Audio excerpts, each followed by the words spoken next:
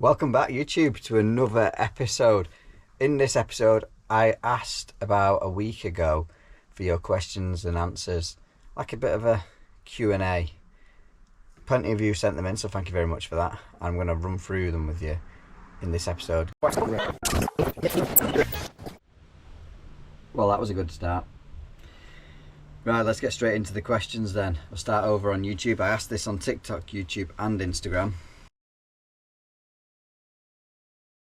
Obi Wayne B says, which customer wins? The ones who hand out biscuits or cake with a brew? I'm not a massive fan of cake, believe it or not, but I should be, if I could have a drip with coffee, just like constant supply, I would. So I'm going to have to go with cake with a brew, and I'll pass on the cake. That's going to spark some negativity in the comments, isn't it?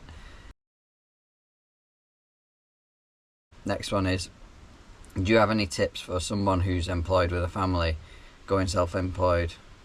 How did you do it, etc.? Be handy, really handy to know. That's BHP Hunters. Matthew Johnson's commented underneath that saying, yeah, I'd like to know this.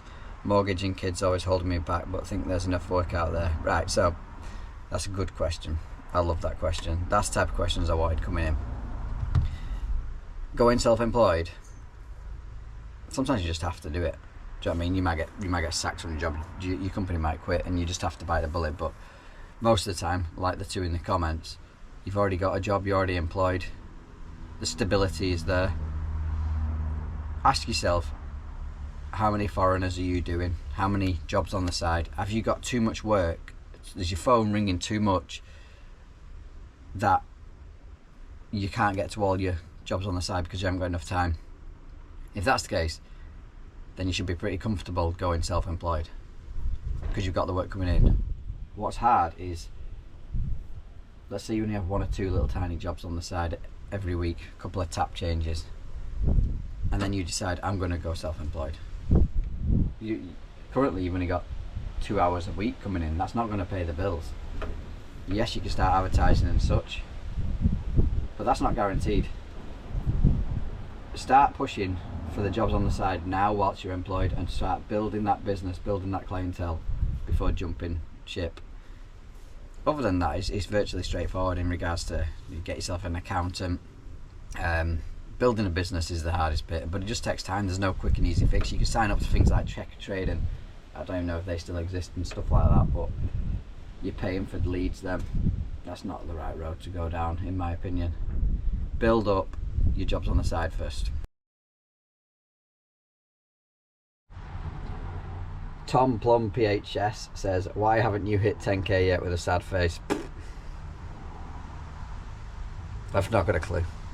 I'm just not good enough. No idea. I batter on about it enough. I don't know. Maybe I'm just not for everybody. My content's not for everybody. Who knows, mate? Let's move on from that one. It's a sore subject.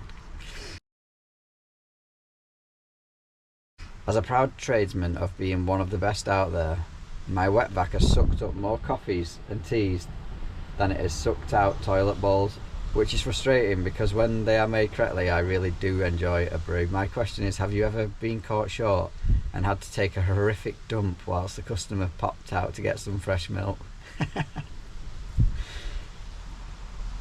No, I don't think I've ever had to take a horrific dump, but I've not done it for ages. But yeah, I have used the customer's toilet for a number 2. I just can't even remember when now though. I don't often work that far away from home, so normally I can make my excuses and go home. That's not a good answer, but still. This is Matthew Johnson. What do you know pipe centres on rads? I've always been told to add 45mm each side, but always seems to be too wide. English plumber who learnt the trade in Australia, so didn't work on radiators for 10 years, then moved home and lots to learn. 45mm, it is 45mm. So say you had a 1400 long radiator and you was bringing your pipe centres out, there'd be 1490, 45mm each side. That's what I do, mate. Never too wide. I know some people use 50mm, so yeah, 45. Ian says, favourite part of the job, boiler installs or faults, bathroom installs or jobbing about. For me it's jobbing and boiler faults. Yeah. Boiler installs make me more money. I do enjoy boiler installs, but I couldn't do them 5 days a week. The repairs and that. Jobbing jobs, I don't know, I'm getting a bit bored of jobbing jobs, because obviously that's a lot of things, a lot of time that's what I do. They're decent money, you're in and out, but they don't make good content because everyone's doing them now. Boiler faults would make good content, however I always find the customer watches over me whenever I'm on a repair, and it's really difficult to film then. It just makes it awkward. Even if you ask them, it just makes it awkward because they're just standing listening or still talking over you. So it's not going to make good footage. But I find when the boilers are broken, they're literally on your shoulder. Wait until you find out what's up with it. But they make the best jobs for content. Next question. What software do you use for your accounts? Right. And then there's another question which I'm going to tie in to this is Lee. Tim Larson asks what software. Lee Revel, sorry if I butchered your name, mate. Do you use an app for your invoicing? If so, which one? Right, so software. I use Xero for my accounts, because obviously I'm now VAT registered, so yeah, you have to have digital software, so I use Xero. It's not cheap. I've never used anything else in regards to that sort of software, so I can't tell you whether it's good or bad. I am used to it. I mean, yeah, it works for me now. It was hard to get used to at first, but I'm not tech savvy, believe it or not. Right, so invoicing, gas certificates. The app I use is called Gas Certificate app. I've used that for about 3 or 4 years now. It's dead simple to use. The best bit about it for me is the service reminders it sends out after 11 months. So that's why I do so much boiler servicing, basically, is because that app is pinging out emails reminding people that their boiler's due, and the amount of people that come back to me and say, oh, it's such a good, I got your little reminder, and I'm thinking, I'd obviously forgot, 'cause I don't send the reminders. They do. Well, the app does. Dead easy to use. It saves all your customers' data, so I invoice directly from there. I just press create an invoice. If it's a landlord's check, I can create an invoice from the landlord's gas certificate and attach it. It's dead easy. Attach photos. Like I say, I've used it for 3 or 4 years. Can't complain about it at all. So much so, I actually have a discount code for you guys, 50% off for the first 3 months. There is a trial. You can do a trial. You can run a trial. So if you all want to go and you look in the market for a gas certificate software which does invoicing, sure, it has a diary feature on it as well, calendar, but I don't use that bit because I'm still pen and paper diary. Don't ask, I want to get out of it, but the only thing left now what I'm doing is pen and paper. If you want to go and try it out, I'll put a link in the description below. Even just clicking on it, viewing the app, having a look, not viewing the app, but viewing the link will help me out massively. Not that I get any sort of payment for that. You actually have to sign up and I get some sort of percentage, but actually I've never used it before, as in this referral code, because I don't like forcing things on you. But when people ask, it's there. I'll put it in the link. I'll put the link in the description below. Let's get on to the next question. Who remembers when I used to do my videos? It's there, isn't it? It's that corner back there. Yeah, well, as you can see, it's been overtaken by stuff. Next question. Do you think press fit causes turbulence in pipes? Paul Ross says that. You know what, mate? Not a clue. Not a clue, to be honest. Doubt it. But I have no idea. Someone else will have to let you know on that one.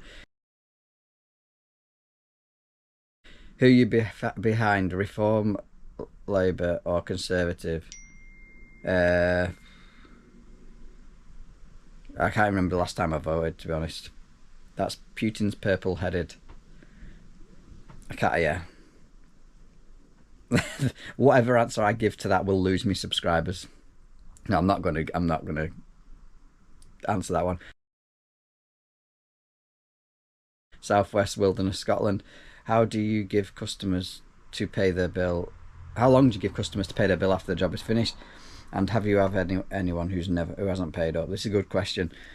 On my invoicing, it says payment on receipt of invoice, but that doesn't happen often. Most people do pay straight away, pretty much within 24 hours. Occasionally I'll have to remind people, but how long do I give people? 7 days, and then I'll start battering them then.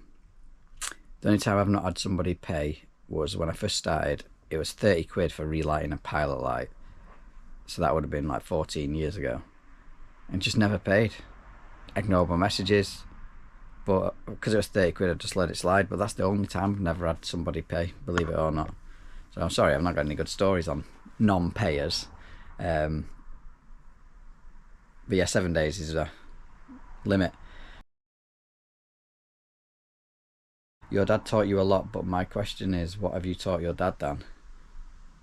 Well, he's retired now, so I probably taught him to get out of the trade. Never take on an apprentice. And yeah, he knows how to press joints now, so that was something that I've probably taught him. However, it's not really difficult.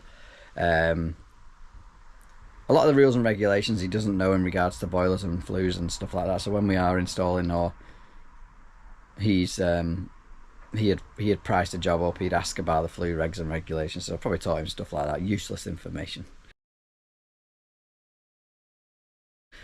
Do you think electric boilers have a future with the price of electricity?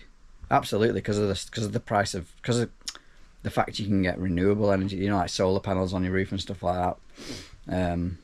I think they do have a place. I think electric boilers have more place than heat pumps, but again, I could be wrong on that. I kind of bury my head in the sand with the renewable stuff. I can't see gas going anywhere. Right, that's all the YouTube questions answered. Let's move on to Instagram.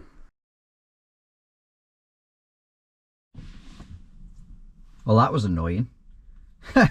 Nobody on Instagram even asked a question. Oh no, Ella's gas. She direct messaged and put, "Is it pink or brown?"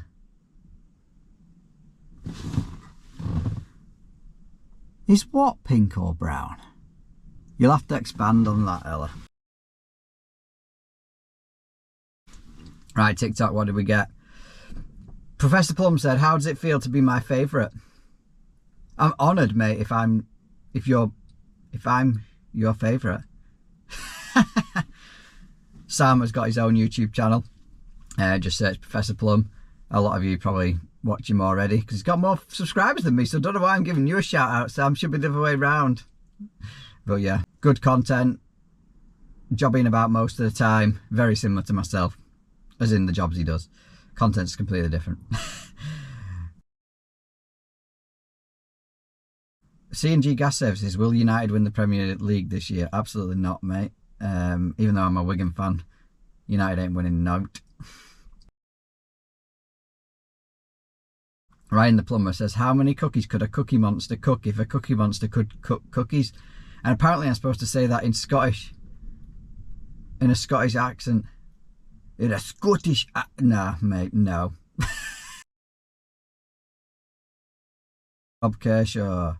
Question, should my toilet and shower burp and make loads of noise like gargling and burping when I flush my toilet? And Van Lewis has put, they will be sharing the same waste run. That's true. Could be a partial blockage in there, but most of the time it's because there's no anti-vac traps on it, and it'll be trying to suck in air to allow the water to flow down, like siphonage. Similar to how if you turned a bottle upside down with the lid off, it would be you know, emptying, because it's trying to get in air to release the water, basically. I don't know whether that's going to make any sort of sense, but that's how I look at it. Anyway, that's all the questions answered. Some of you might not agree with my answers, some of you might agree with my answers, some of you might have hated this episode, but I do get a lot of direct messages. Most of the time it is that one with the, how do you end up going self-employed when you've got commitments, bill commitments, and yeah, that is the answer I give to everybody. Make sure you've got enough work coming in, or you know enough, you know somebody like a letting agent who's willing to give you a load of work and keep you busy. Otherwise it's a scary time, and make sure you have like a little bit of savings to cover you for 6 months or so So if work doesn't come in as fast as you'd like it to, you're covered. And then if you're approaching 5 months in and the work still isn't coming in and you're not managing to cover the bills, then you're probably going to have to look for go back to being employed. Self-employment isn't for everyone.